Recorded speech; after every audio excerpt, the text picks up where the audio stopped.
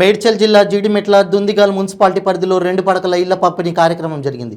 ఈ కార్యక్రమానికి ముఖ్య అతిథిగా పాల్గొన్న పురపాలక శాఖ మంత్రి కేటీఆర్తో కలిసి స్థానిక MLA KP Vivekanand, MLC Shambipur Raju ప్రారంభించారు. ఇందులో లాటరీ పద్ధతి ద్వారా లబ్ధిదారులను ఎంపిక చేశారు. నియోజకవర్గాల్లో మొత్తం 2100 మంది లబ్ధిదారులకు ఇళ్ల పంపిణీ జరిగింది. ఈ సందర్భంగా మంత్రి కేటీఆర్ స్థానిక ఎమ్మెల్యే, ఎమ్మెల్సీ డబుల్ బెడ్రూమ్ లబ్ధిదారులకు శుభాకాంక్షలు తెలియజేశారు.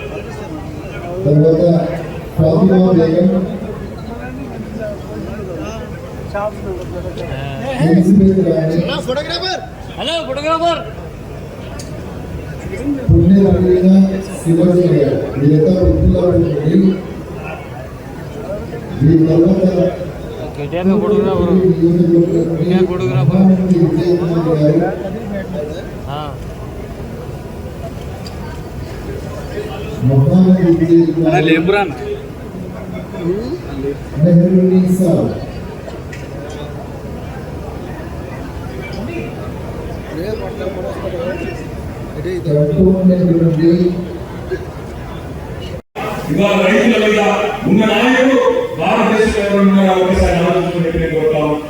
వాళ్ళు ఢిల్లీ నుంచి వచ్చి, బెంగళూరు నుంచి వచ్చి ఇష్టం వచ్చినట్టు ఇచ్చిన మాటలు, హామీలు నమ్మి మోసపోదామా ఆలోచించండి.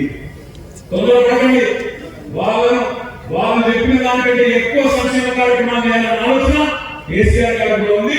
తప్పకుండా వాళ్ళు చెప్పిన దానికంటే మంచిగా బ్రహ్మాండమైన ప్యాకేజ్ ఇచ్చి మనందరినీ మన రాష్ట్రంలో ఆదుకోవాలని ఆలోచన కేసీఆర్ గారు చేస్తూ ఉన్నారు. తొందరలోనే ఆ విషయాలను కూడా వారే స్వయం చెప్తారు. నేను మిమ్మల్ని కూడా కోరాను.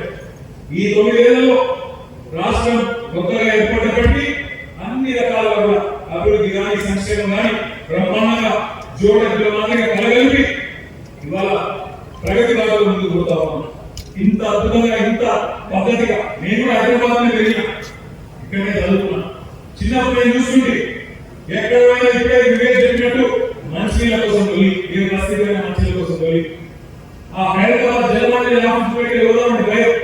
ఎప్పుడు చూసినా ఖాళీ పిల్లలు, ఖాళీ పిల్లలు పెట్టి అక్కడ జనాలు ఉండేది. మీరు కరెంట్ కోసం అయితే నేను చెప్పాల్సిన అవసరం లేదు.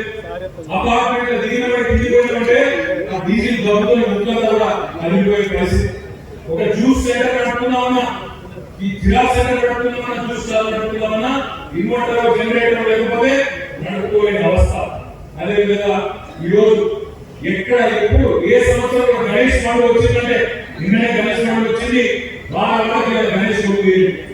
ఒకనాడు గణేష్ పండుగ వచ్చిందంటే హైదరాబాద్ లో వారం రోజులు కర్ఫ్యూ కంపల్సరీ. ఇలా ఉన్నదా పరిస్థితి?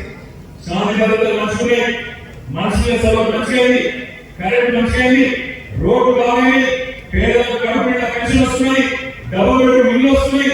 ఇన్ని పనులు చేసుకుంటూ ముందుకు పోయి ఈ ప్రగతి చేయడానికి, ఆపడానికి, అడ్డుకట్ట వేయడానికి కేవలం ఎన్నికల ముందు మాత్రమే.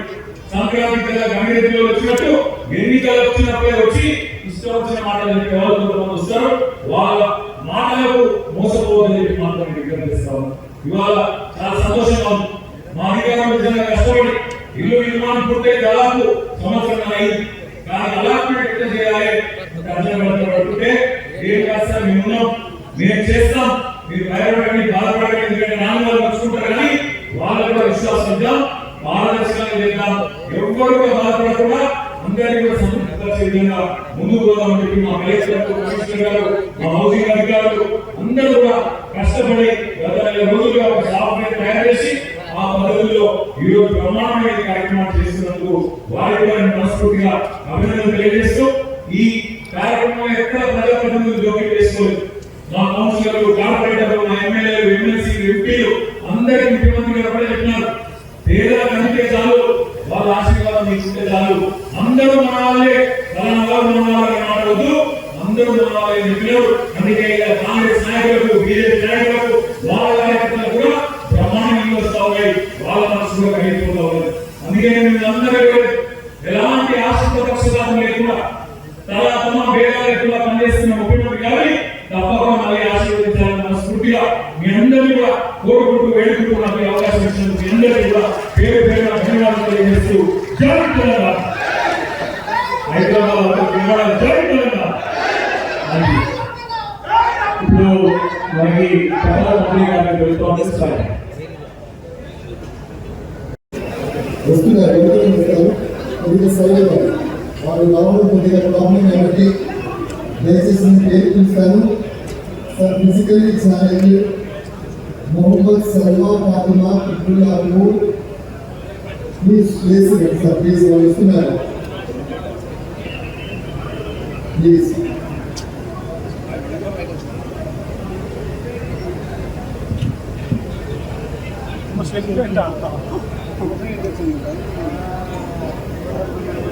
సార్ వాళ్ళ బాధలు చెప్తూ ఉంటారు, వాళ్ళందరినీ సారే ఉన్నారు.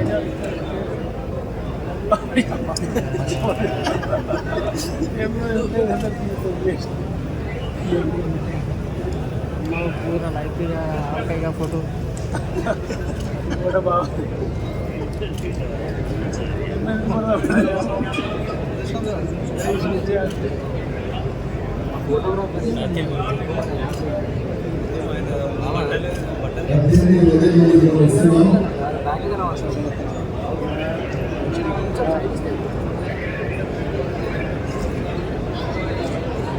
అందరికీ కూడా Salma Fatima Mohammadullah Salma Fatima allotment room number అసలు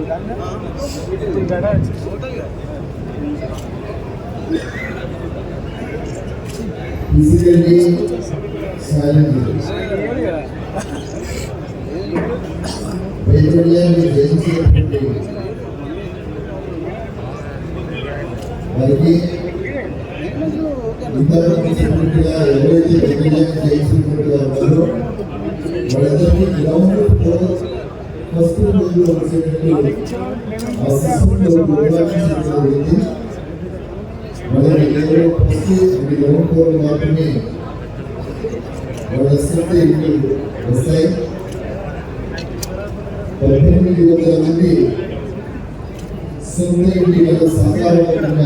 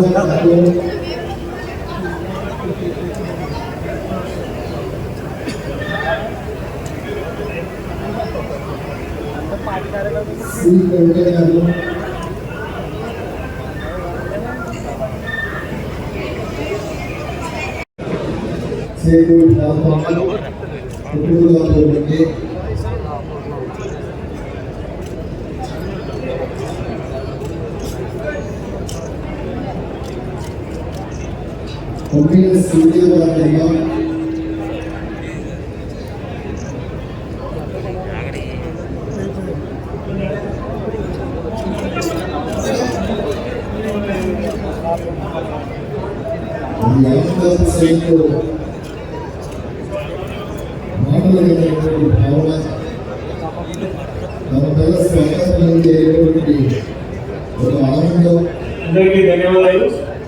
అనేక మరొకసారి జై తెలంగాణ.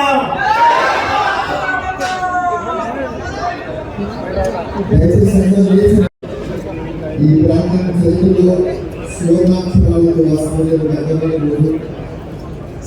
తెలంగాణ రాష్ట్రంలో ఏ వచ్చి ఫిజికల్లీ ఛాలెంజ్ సల్మా ఫాతిమా గారు